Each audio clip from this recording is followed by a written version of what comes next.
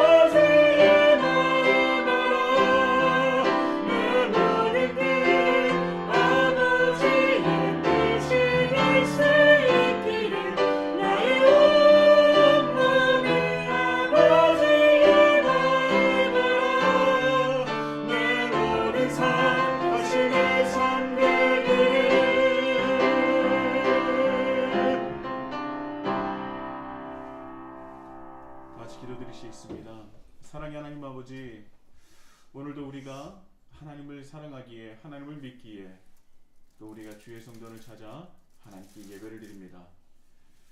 주님, 우리가 세상에 살아가면서 분주하여 또한 다른 것을 우리가 챙길 수 없어서 내 것조차 하나 해결할 수 없어서 너무나 힘든 삶을 살아왔습니다. 그래서 내 삶 속에서 주님을 찾는 일마저 제2의 제3의 일이 되어버린 것 같습니다. 하나님 이 시간 하나님께 드리는 이 예배만큼은 내 마음속에 제1의 시간이 될 수 있도록 주님 인도하여 주시옵소서. 그리하여서 우리 온몸과 마음과 뜻을 다하여 하나님을 사랑하노라 고백하는 시간이 되게 하여 주시고, 또한 이 시간 주님의 사랑과 은혜를 듬뿍 받을 수 있는 차고 넘치는 은혜와 사랑을 받고 누리는 우리 히즐라이프 처치가 될 수 있도록 주님 인도하여 주시옵소서. 또한 우리가 주님의 사랑과 은혜를 누리는 것뿐만 아니라 아직도 그의 사랑과 그의 은혜를 누리지 못하는 자들에게 이 사랑과 은혜를 전해줄 수 있는 우리 히즐라이프 되게 인도하여 주시고, 그러할 수 있도록 주님께서 무슨 마음을 가지고 계신지, 하나님 아버지께서 어디를 쳐다보고 계신지, 하나님 아버지께서 어디로 발걸음을 옮기고 계신지, 하나님께서 어느 부분에서 눈물을 흘리고 계신지를 우리 모두가 정확히 깨달아 함께 마음을 두고 함께 걸어가며 함께 눈물 흘리며 함께 걸어갈 수 있는 우리 히즐라이프 처치가 될 수 있도록 주님 인도하여 주옵소서. 하나님의 마음을 누구보다도 더 먼저 깨닫고 그것에 또 하나님의 마음에 우리가 함께하여 주님께서 원하시는 그 삶을 주님께 내어드릴 수 있도록 인도해 주시고, 또한 이 예배를 통하여 우리가 죄인됨을, 연약함을 다시 한번 고백하며 주님의 은혜가 아니면, 주님의 사랑이 아니면, 주님의 능력이 아니면 우리가 온전하여질 수 없다는 것을 다시 한번 고백하며 주님의 능력으로, 사랑으로, 은혜로 말미암아 다시 온전한 그리스도인으로 성장할 수 있는, 회복할 수 있는 우리 히즐라이프 처치가 될 수 있도록 인도하여 주옵소서. 예배를 모두 다 주님께 맡기오며 이 모든 걸 예수 그리스도 이름으로 간절히 기도드립니다. 아멘. 하나님의 말씀 사도행전 1장 12절부터 14절까지의 말씀입니다. 사도행전 1장 12절부터 14절까지의 말씀이고요.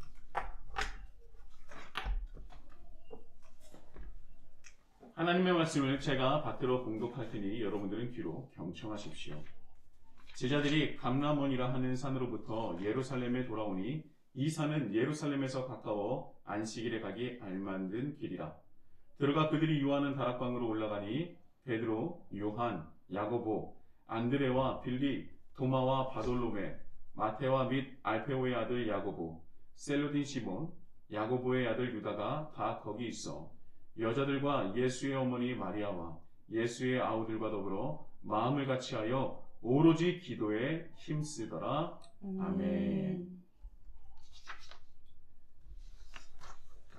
할렐루야. 아멘. 오늘도 하나님께서 우리 예배를 통하여 하나님께서 분명히 큰 기쁨을 누리실 줄 믿습니다.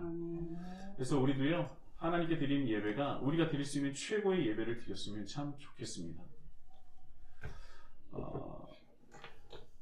우리 다 같이 우리 앞에 있는 분 오랜만에 한번 인사를 해볼까요? 우리는 부활에 참여한 자입니다. 우리는 부활에 참여한 자입니다. 우리는 부활에 참여한 자입니다. 네, 다른 한 가지 더 한번 해볼게요. 우리가 부활에 참여한 자임을 잊지 맙시다. 우리가 부활에 참여한 자임을 잊지 맙시다. 저는 그래도 좀 더듬더듬 걸릴 줄 알았는데 잘해주셔서 너무나 감사합니다.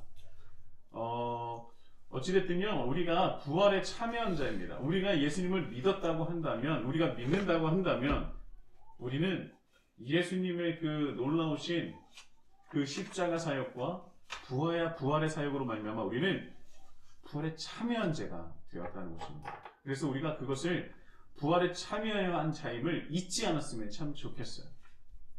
여러분들 한 주 동안 부활에 참여한 자로 승리하시면서 지내셨습니까? 늘 제가 이렇게 말씀을 드리면 우리는 연약해져요. 약해져요. 부끄러워집니다. 어쩔 수 없죠. 그러나 어쩔 수 없는 것이 아닙니다. 우리가 멈추지만 않으면 돼요. 우리가 한 단계 한 단계, 아니 한 걸음이라도 옮기면 됩니다. 멈추지 않고 퇴보만 하지 않으면 돼요. 우리가 작더라도, 내 자신이 너무나 부족하더라도 어제보다 오늘이, 오늘보다 내일이 부활에 참여하는 자의 합당한 삶을 주님께 드린다면 우리는 점차 연약함보다는 우리와 함께 하시는 하나님의 능력이 우리를 통하여 이 세상에 전달되고 이 세상을 통하여 드러내는 것을 우리는 분명히 느끼고 경험하게 될 줄 믿습니다. 그리스도인이 된다는 것, 하나님의 자녀가 된다는 것은 세상의 염려와 걱정, 아픔, 상처, 그것에 좌지우지 되는 것이 아니라 오히려 강하고 담대하며 이전에 없었던 그리스도인의 특권과 능력을 가지게 된다는 것입니다. 이것이 바로 그리스도인이 된다는 거예요. 바로 우리와 함께 하시는 하나님이라는 존재가 계시기 때문이죠. 그렇기 때문에 부활에 참여한 자가 된다면, 하나님을 믿게 된다면 세상의 영향을 받는 존재가 아니라 오히려 세상에 선한 영향력을 끼칠 수 있는 존재가 된다는 것입니다. 이것이 부활에 참여한 자의 첫 번째 특권이자 능력이라고 제가 말씀을 드렸죠. 두 번째는 무엇입니까?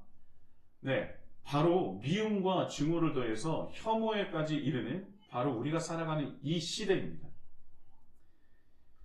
이 시대에 예수 그리스도께서 보여주신 그 사랑의 용서와 품어줄 수 있는 존재가 바로 부활에 참여하는 자의 특권이자 능력이라고도 말씀을 드렸어요. 미움과 증오가 아니라, 혐오가 아니라 우리는 사랑의 용서와 또 그 모든 사람들을 품어줄 수 있는 그런 존재가 된다는 것이죠. 세상은요, 지속적으로 나누고 부수고 깨어질 것입니다.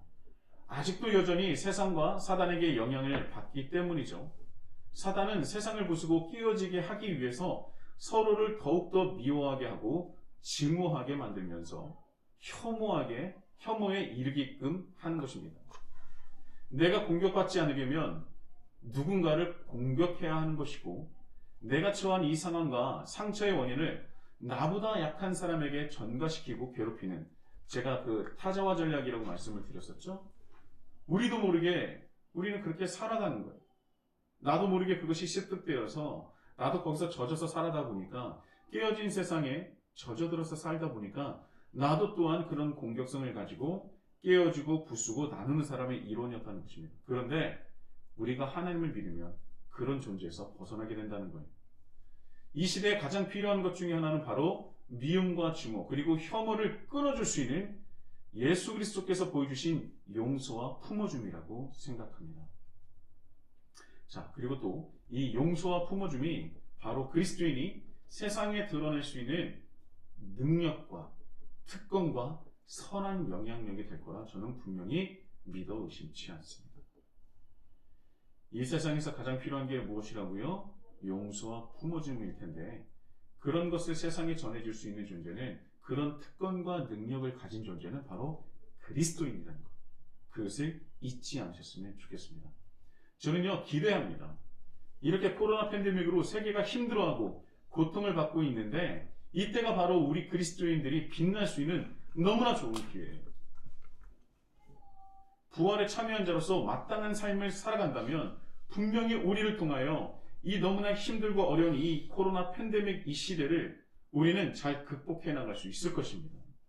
우리가 하나님과 하나님 나라를 위하여 우리가 세상의 영향을 받지 않고 용서와 사랑과 품어줌으로 세상에 나아갈 때, 선한 영향을 끼칠 때 하나님께서는 분명히 우리를 사용해 주시고 역사해 주실 줄 믿습니다.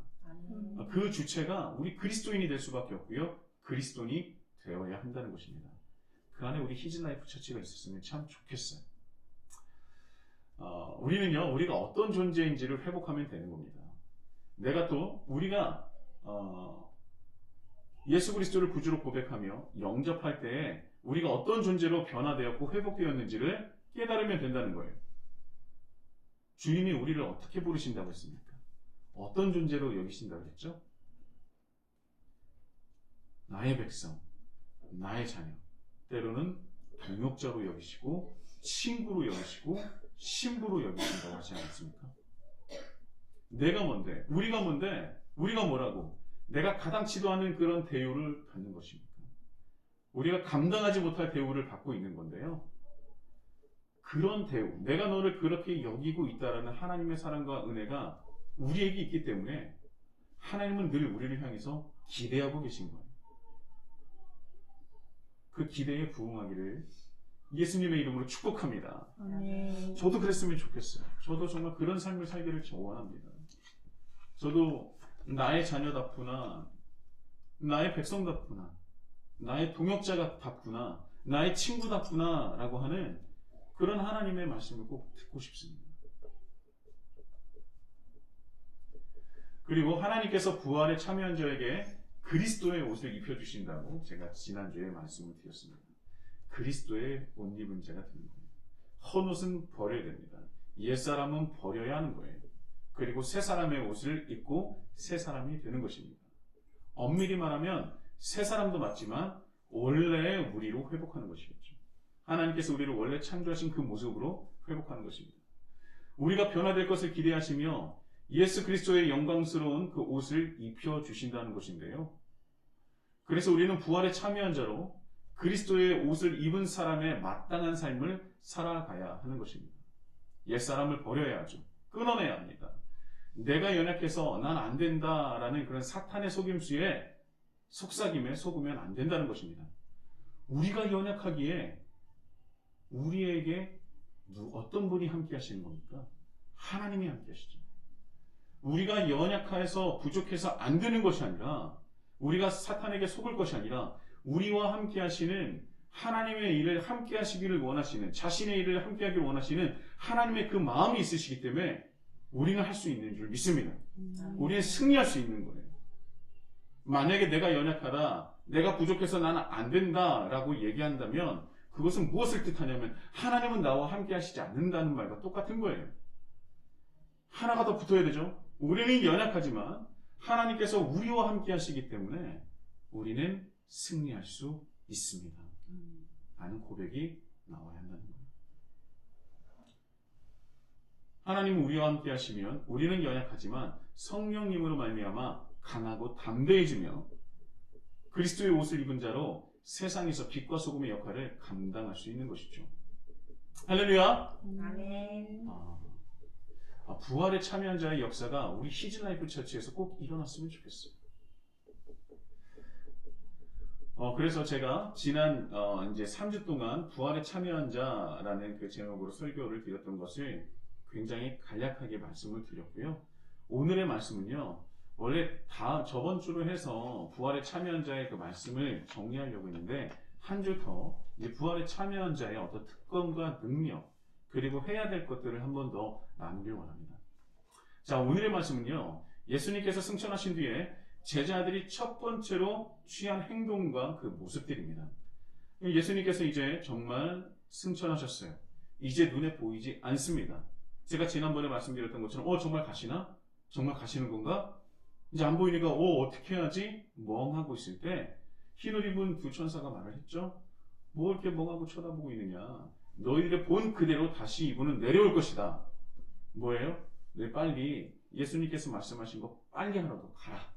사명을 감당하라 라고 말하지 않습니까? 그래서 12절에부터 14절의 말씀을 제가 다시 한번 읽어볼 테니 그 말을 들은 제자들이 어떤 행동을 취했는지 다시 한번 돌아보았으면 좋겠습니다. 제자들이 갈라몬이라 하는 산으로부터 예루살렘에 돌아오니 이 산은 예루살렘에서 가까워 안식일에 가기 알맞은 길이라. 들어가 그들이 유하는 다락방으로 올라가니 베드로, 요한, 야고보, 안드레와 빌립, 도마와 바돌로메, 마테와 및 알페오의 아들 야고보, 셀로딘 시몬, 야고보의 아들 유다가 다 거기 있어 여자들과 예수의 어머니 마리아와 예수의 아우들과 더불어 마음을 같이하여 오로지 기도에 힘쓰더라. 아멘. 네, 이제 승천하신 예수님을 이제 보내드린 후에 보내고 싶지 않았겠지만 보낸 후에 그들이 이제 돌아와요. 저는요, 이 오늘 본문의 말씀을 보면서 이 말씀만 가지고도 설교를 몇 편을 할 수 있겠구나라고 하는 정말 인사이트를 너무나 많이 받았어요. 이걸로 정말 10주 정도는 좀 거짓말이고 진짜 5주 이상은 할 수 있을 것 같습니다. 하나하나가 여러분들과 너무나 나누고 싶은 말씀들이 너무나 많아요. 그 중에 오늘 딱 한 가지만 말할 건데요. 제가 오늘 여러분들과 나누고 싶은 말씀은 뭐냐면, 자, 다시 한번 말씀드리는데, 예수님께서 승천하신 것을 보고 제자들도요, 사람인지라 분명히 예수님의 빈자리가 더 크고 두렵게 느껴졌을 거예요. 한번 예수님의 부재를 느껴본 그들 아닙니까? 얼마나 두려웠는지, 얼마나 상처가 됐는지, 얼마나 위기감을 느꼈는지 그들은 누구나 잘 알고 있습니다. 그런데 두 번째로 가시는 거예요. 더 두렵고 더 외롭고 더 큰 위기의식을 느꼈을 겁니다. 이제까지 함께 했었던 예수님은 이제 눈으로도 볼 수 없고요. 만질 수도 없고요. 함께 식사할 수도 없어요.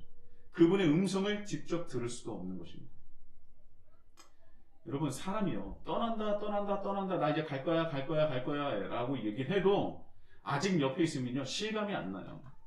어떤 존재가 내가 너무나 사랑하는 사람이 떠난다 얘기를 하지만 정작 떠나기 전까지는 실감이 안 나다가 정말 떠나가면 그때서야 그 사람의 부재가 더 크게 느껴지지 않습니까? 확실하게 느끼잖아요. 그래서 외롭다, 두렵다, 걱정된다 라는 것이 그때 확 밀려드는 것입니다. 앞으로 일이 걱정이 되는 것이죠. 확실히 제자들은요, 예수님께서 승천하시고 떠나심을 보고 실감했을 거예요. 야, 진짜 예수님께서 떠나셨구나. 예전에야 부활한다고 하셨는데 우리가 잊고 있었지만 부활한다고 하셔서 우리 곁에 다시 오셨지만 이제는 정말 떠나신 것이고 이제 우리는 어떻게 해야 되지? 물론 다시 오실 거라고 말씀을 하셨지만 언젠지 모르죠. 어떻게 해야 될까? 그런데 오늘 말씀을 보면 예수님께서 승천하시고 떠나신 것을 보고 첫 번째로 그들이 행동한 것은 무엇이냐? 13절에 보면 그들이 유하는 다락방으로 다시 돌아갔다 올라갔다라고 말씀을 하고 있습니다. 자, 이 말씀을 한번 보세요. 자, 13절에 보면요. 들어가 그들이 유하는 다락방으로 올라가니 라니 이 말씀을 딱 봤을 때 어떤 생각이 드십니까? 그냥 갔구나. 그들이 그냥 지내는 곳이니까 그대로 갔구나 라는 그런 생각 드실 수도 있는데요. 저는 이 말씀을 보고 제자들이 정말 이제 성장했구나 라는 생각을 했어요. 왜냐하면 예수님께서 첫 번째로 제자들 곁을 떠나셨을 때 십자가 사건이죠. 자, 예수님께서 잡히셨을 때부터 한번 생각해 봅시다. 그때 제자들은 어땠습니까? 혼비백산에서 뿔뿔이 흩어지지 않았어요. 도망치는 사람도 있었고요. 저만치 떨어져서 예수님이 어떻게 하시나 보는 사람도, 숨어서 보는 사람도 있었습니다. 한 가지 확실한 건 예수님 곁을 지킨 제자는 단 한 명도 없었어요. 얼마나 급하게 도망갔으면 발가벗고 도망간 제자도 있었다라고 성경에서는 정확하게 기록을 하고 있지 않습니까? 얼마나 급박했으면, 얼마나 다급했으면, 얼마나 살고 싶었으면 자기의 겉옷도 챙기지 않고 도망간 것입니다. 단 한 사람도 예수님 곁에 없었습니다. 예수님의 제자들이 정말 예수님의 제자다운 제자였다면 그때 예수님께서 잡히셨던 그때에 제자들이 있어야 할 곳은 어디였을까요? 예수님의 곁 아니었겠습니까? 예수님께서 고초를 당하고 계실 때, 고난을 당하고 계실 때 그 예수님의 곁을 지켜야 되는 것이 바로 제자들 아니었을까요? 원래 예수님의 곁에 그 자리가 바로 제자들의 자리였던 거예요. 그런데 제자들은 자신이 있어야 할 곳을 따로 놓고 다른 곳에 뿔뿔이 흩어져 자기가 있어야 할 곳에 있지 못했던 것이 바로 제자들이었다는 것입니다.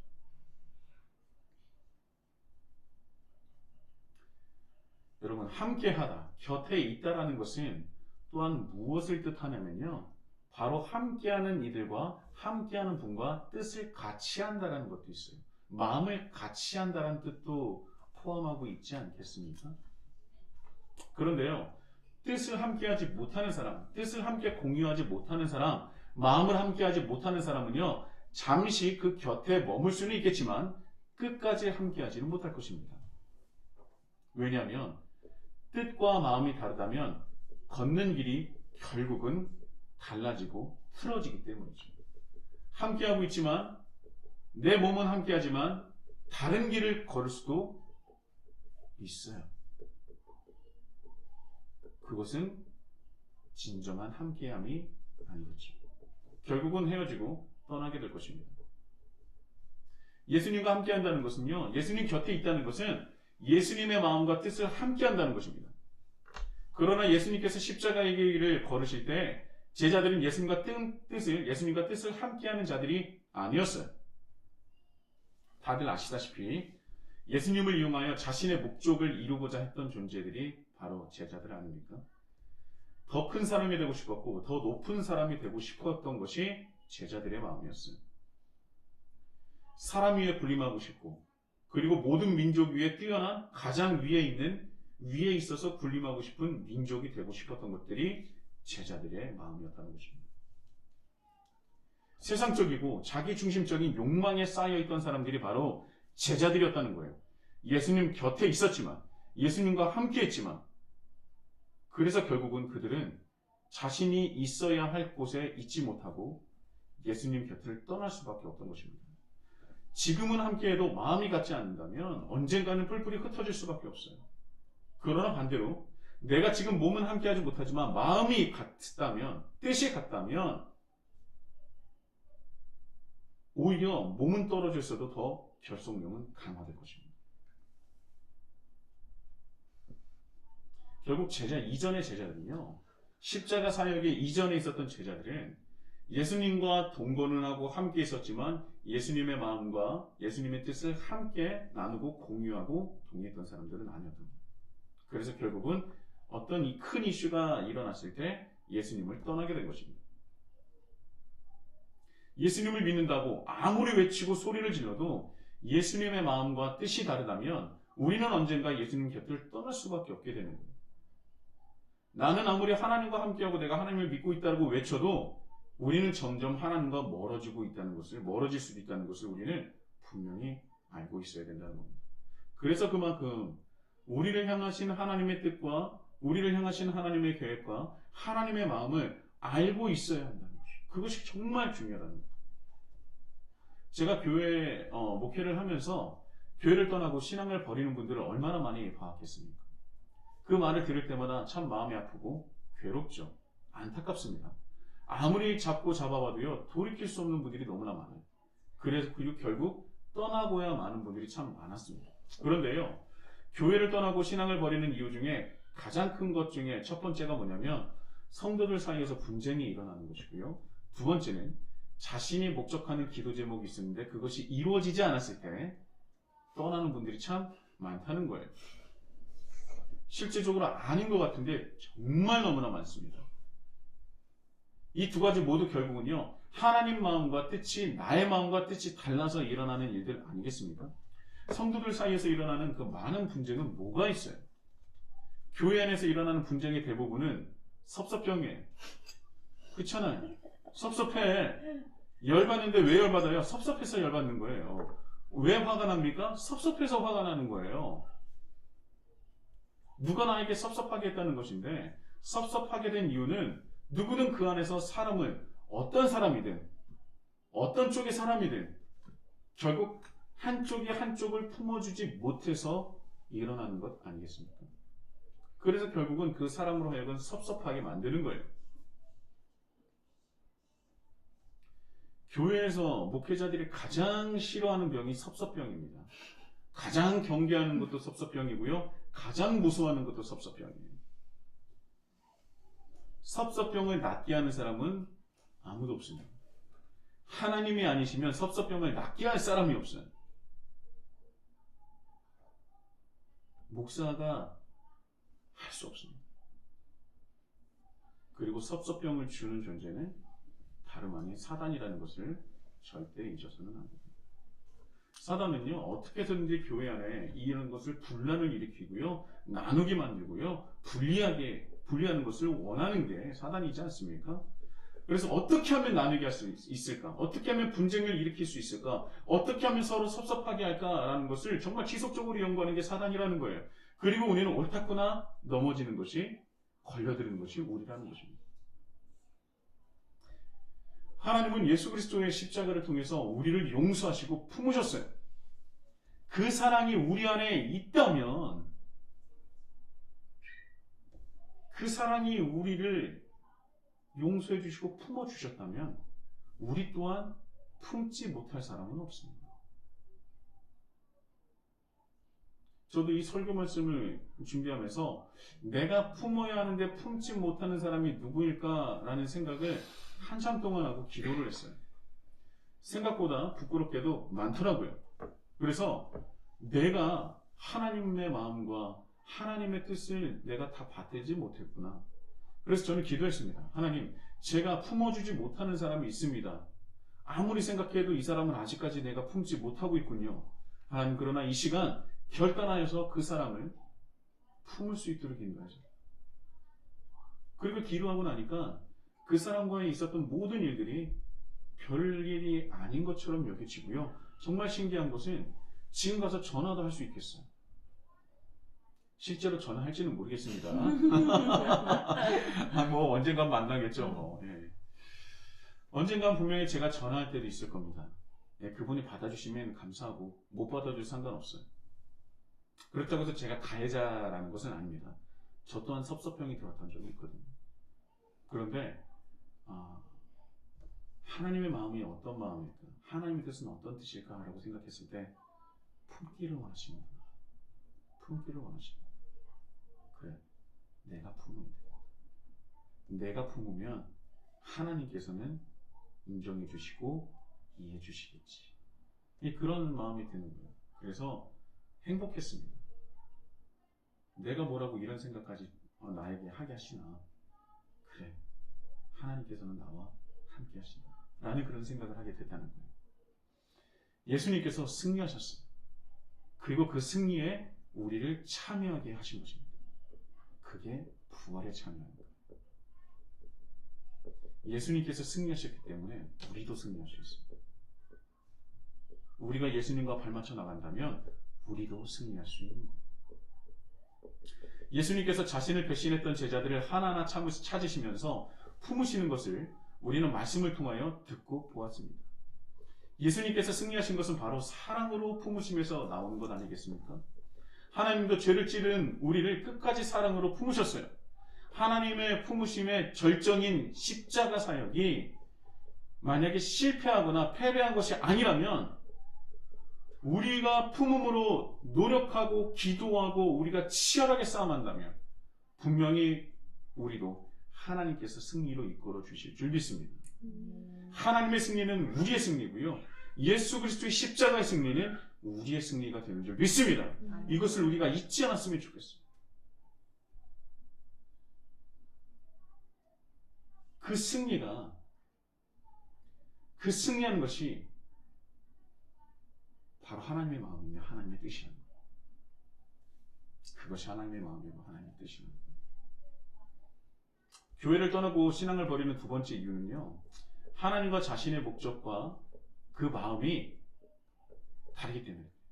하나님의 목적과 나의 목적, 하나님의 마음과 나의 마음, 하나님의 뜻과 나의 뜻, 하나님의 계획과 나의 계획이 다르기 때문에 신앙을 버리고 돌아가게 되는 거예요. 저는 이 두 번째 이유가 개인적으로는 가장 심각하다고 생각합니다. 한국교회가 이런 성도를 의도치 않게 약간의 의도도 들어가 있다고 생각은 해요. 그래야 사람이 모이고 사람 수가 늘어나니까. 어느덧 이 교회가 성도의 숫자에 굉장히 집착하다 보니 이상한 쪽으로, 잘못된 쪽으로 많이 발전하지 않았나라고 생각하거든요. 이거는 제가 이전에도 설교를 한 적이 있는데요. 제가 이전 교회를 섬길 때 제 교부 내에서 일어났던 일입니다. 어떤 분이 굉장히 큰 안 좋은 일이 일어났는데 그분을 전도한 분이 뭐라고 얘기했냐면 뭐 일이 잘 안 풀리냐고, 교회 나가보라고.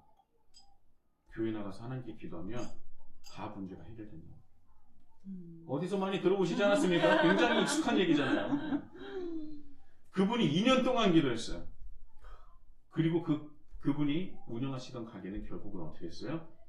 폐업하게 됐습니다. 그리고 그분은 교회를 떠났어요.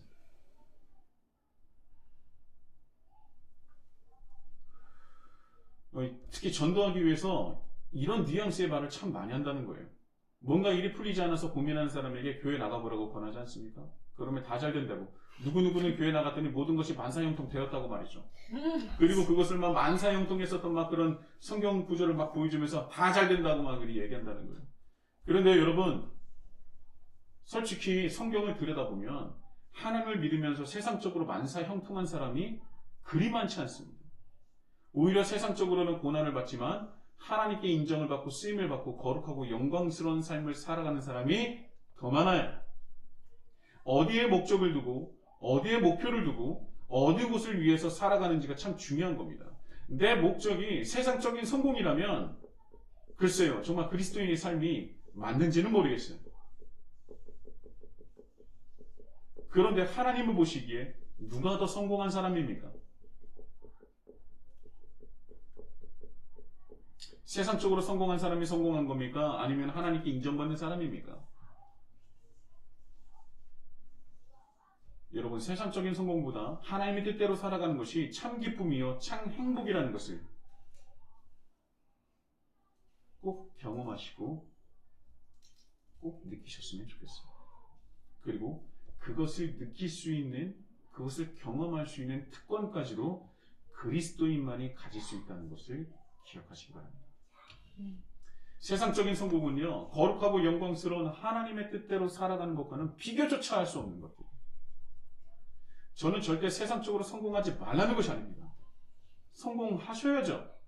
오히려 성공을 하기 위해서 하나님을 이용하지 말라는 겁니다.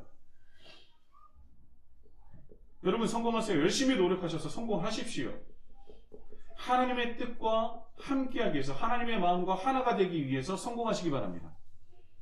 성공하고 싶어서 교회에 나오는 것과 하나님의 뜻을 이루기 위해서 성공하려고 하는 것은 분명히 큰 차이가 있다는 거예요.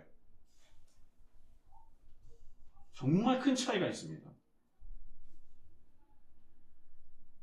내가 성공만 해봐, 내가 이것도 하고 저것도 하고 내가 하지. 정말 틀려먹은 생각이에요. 절대 그런 분에게는 하나님께서 성공을 주시지 않습니다. 만약에 그런 사람이 성공을 했다면 그건 하나님이 주시지 않을 가능성이 높아요. 왜요? 그런 마음을 가지고 있으면 하나님의 뜻을 쫓기보다는 결국 다시 세상으로 돌아가는 사람들이 훨씬 더 많기 때문에 그래요. 그래서 교회에 우리 다니다 보면은 그런 얘기 많이 듣잖아요. 저 사람 뭐가 됐는데 그 다음부터 교회 보이지가 않아. 정말 잘 됐어요. 세상적으로 보면 성공했어요. 갑자기 사업이 잘 됐어요. 정말 땅값이 갑자기 올라가지고 뭐 잘 됐어요. 그리고 나니까 어떻게 돼요? 교회에서 보이질 않아. 그건 하나님께서 주신 게 아니에요.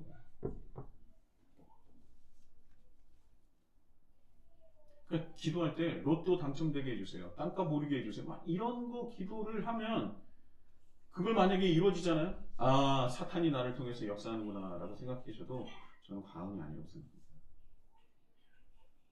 로또가 되고 안 되고가 중요한 것이 아니라 내가 물질이 있고 없고가 중요한 것이 아니라 내가 그 어떠한 상황에서 내가 어떻게 살아가느냐를 더 중요하게 보시는 분이 바로 하나님이라는 것을 우리는 잊지 않아요.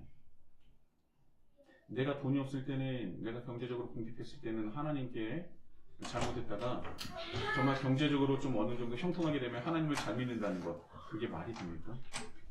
말이 안 되는데 우리는 그렇게 기도를 하고 있다는 거예요. 그리고 그거를 교회에서 또 작년은 아니지만 눈 감아주고 있어요. 그리고 또 그랬던 사람들을 앞에 강단에 세우지 않습니까? 간증하라고. 저는 그런 것이 왜 그런 것들을 하는지 지금 이해가 되지 않습니다. 세상적인 성공은요, 자랑이 될 필요가 없어요. 오히려 자랑이 되는 것은 무엇이냐면 내 상황 가운데 어떻게 하나님께 영광을 돌리고 있는지가 간증거리가 되어야 되는 것입니다. 내가 이렇게 했더니 성공했어요. 그건 간증이 아니에요, 여러분. 그러면 그렇게 해서 성공하지 못한 사람은 하나님께 버림받는 사람입니까? 하나님께 복받지 못한 사람입니까? 그렇지 않잖아요. 우리가 강단에 서서 간증해야 되는 분은 어떤 분이냐면 내 삶의 자리에서 내가 어떻게 하나님의 뜻을 깨달아서 그것을 어떻게 세상에 드러냈는지가 간증이 되어야 된다는 거예요.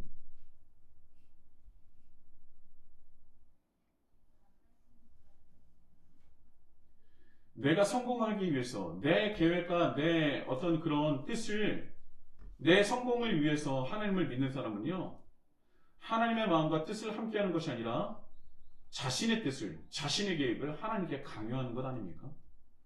그래서 그것을 기도라는 그런 툴을 사용해서 하나님께 강요하고 있는 거예요. 그런 사람들은요, 기도하다가 안 되면 신앙을 버리게 되는 겁니다. 하나님을 믿는 목적이 하나님의 마음과 다르기 때문에 신앙을 버릴 수밖에 없는 거예요. 결국은 함께하고 있는 것 같으나, 곁에 있는 것 같으나, 교회 안에 있는 것 같으나 결국은 쉽사리 교회를 떠나게 되는 겁니다. 신앙을 버리게 되는 거예요. 왜요? 하나님의 마음과 내 마음이 같지 않기 때문이에요. 정말 너무나 많습니다. 정말 많은 분들이, 생각보다 정말 많은 분들이 그 신방 때 기도하면 다 된다더니 이게 뭐냐고 따지듯이 말씀하시는 분들이 정말 많아요. 신방할 때. 답답합니다. 저는 물론 목회자라서 축복 기도를 해드리지만, 그러나 제가 기도한다고 해서 다 되는 것도 아니고요. 그 뜻은 하나님께 있는 겁니다. 그래서 가장 중요한 것은 무엇이냐면 하나님의 뜻을 깨닫는 게 참 중요한 거예요. 하나님의 마음이 중요한 거예요. 하나님의 뜻과 마음을 어떻게 헤아릴 수 있습니까? 말씀에 있잖아요. 말씀대로 살아가면 되는 겁니다. 시시때때로 내 주위에서 많은 일들이 일어나지 않습니까? 그때마다 하나님께서는 무엇을 원하실까 한번 기도해 보세요. 열에 8, 9은요 고민하지 않고 선택할 수 있습니다. 고민하는 것은 우리가 그렇게 하고 싶지 않기 때문이에요. 정말 헷갈린 것도 있죠. 그때는요, 헷갈리면 그때 이것을 어떻게 성경적으로 풀어야 됩니까? 라고 목회자를 찾을 수도 있어요. 그러나 목회자를 찾기 전에 8, 9은 스스로 하나님을 알고 있다면, 하나님을 사랑하고 믿고 있다면 그것을 선택하는 데 있어서는 크게 어렵지 않아요. 어려운 이유는 내가 그렇게 하고 싶지 않기 때문입니다. 내가 그렇게 하고 싶지 않은 거예요.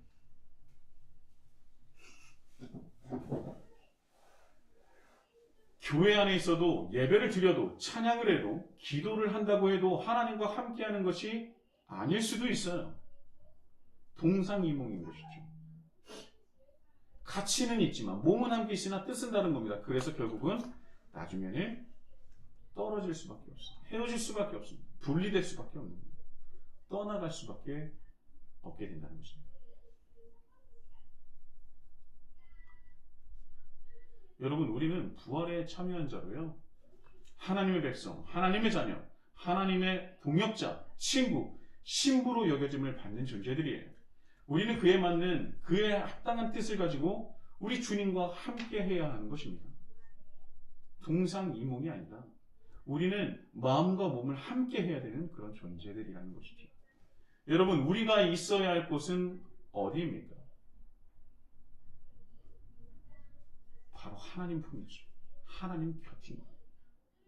하나님 곁을 강하게 붙드시는 저와 여러분이 되길 예수님의 이름으로 축복합니다.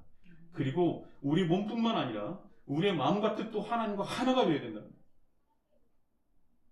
그것을 하나님의 뜻이 무엇인지를 간절하게 구해야 된다는 거예요. 그리고 하나님은요, 하나님의 뜻을 정말 감추시거나 가리시거나 또 이건 아니야 라고 하신 이유가 없습니다. 왜? 하나님은 우리를 그 뜻을 알기를 원하시기 때문에 절대 가리시지 않아요. 오히려 우리가 듣고 싶지 않은 것이죠. 그리스도인이 된다는 것은 하나님의 마음이 내 마음이 되는 것입니다. 하나님의 뜻이 내 뜻이 되는 거예요. 마음과 뜻이 같다면 비록 몸이 떨어져 있어도 그 어떤 관계보다도 끈끈하고 강하게 결속되어 있는 것을 우리는 서로서로 알 수 있는 것입니다. 왜 친구들 있지 않습니까? 정말 친한 친구는요, 10년 동안 못 보더라도요, 10년 후에 한 번도, 10년 동안 못 보더라도 단 한 번, 10년 후에 딱 봤는데도요, 너무나 일상적이고 너무나 어제 봤던 것처럼 맨날 본 사이처럼 그렇게 얘기를 시작하고 끝내지 않습니까?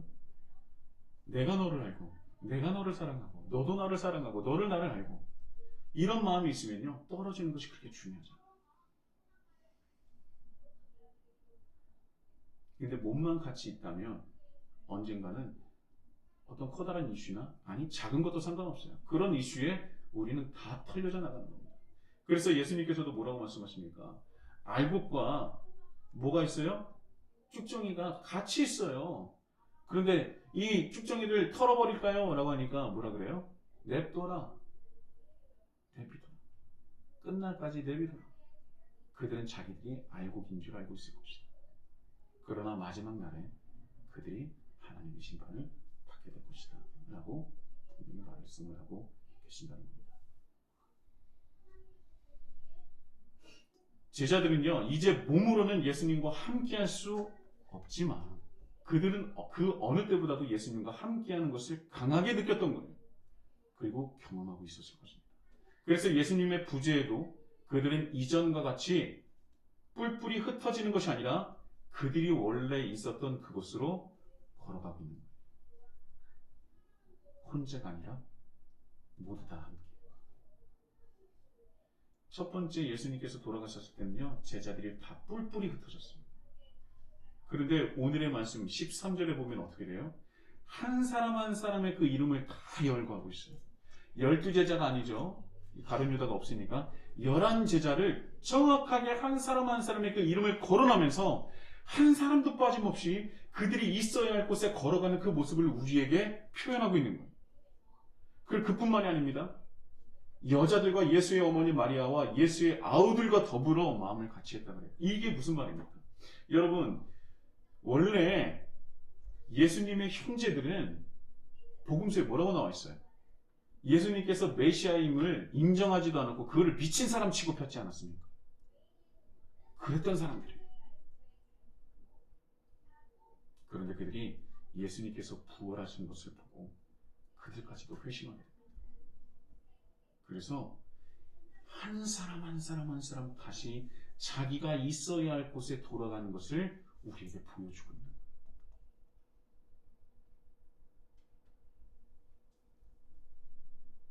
마가의 다락방으로 알려져 있는 그곳은요, 예수님과의 많은 그런 추억이 깃든 곳 아니겠습니까? 예수님께서 십자가를 지시기 전 제자들과 최후의 만찬을 또 나눴던 곳이 바로 이 마가의 다락방이라고 알려져 있죠. 그리고 그런 추억뿐만 아니라 예수님께서 말씀하신 것을 순종하기 위해서 그들은 한 자리에 모인 거예요. 그것을 하나님께서는 굉장히 기뻐하셨던 것 같아요. 그래서 함께했던 한 사람 한 사람의 이름을 다 열거하는 것이죠. 그리고 그들이 모여서 무엇을 합니까? 한 자리에 모여서 한 마음으로 한 뜻으로 기도하기 시작합니다. 하나님의 뜻을 구하기 시작하는 것이죠. 내 마음에 이제까지 있었던, 정말 세상에 젖어 있었던 내 마음의 목적과 내 계획과 내 마음들, 내 뜻들을 다 내려놓고 오직 하나님만을 집중하는 그 기도를 한 마음과 한 뜻이 되어서 기도하기 시작했다는 거예요. 얼마나 대단한 일입니까? 제가 이전에도 말씀드렸지만 이 세상에서 가장 어려운 것이 사람들이, 여러 사람이 한 마음과 한 뜻이 되는 일입니다. 하물며 무엇을 먹자고 할 때도 다 달라. 그렇죠? 그래서 저는 그냥 아무거나 먹어라고 하는데도요, 그 말도 싫어하는 사람이 있어요. 그게 제일 어렵다고. 나는 다 맞춰주려고 하는 건데. 저는 여러분 홍어만 빼놓고는 다 먹을 수 있어요. 홍어는 약간 그 트라우마가 있어서 못 먹는데 나중에 그것도 먹게 될 거예요. 그거 이외에는 저는 다 먹을 수 있습니다.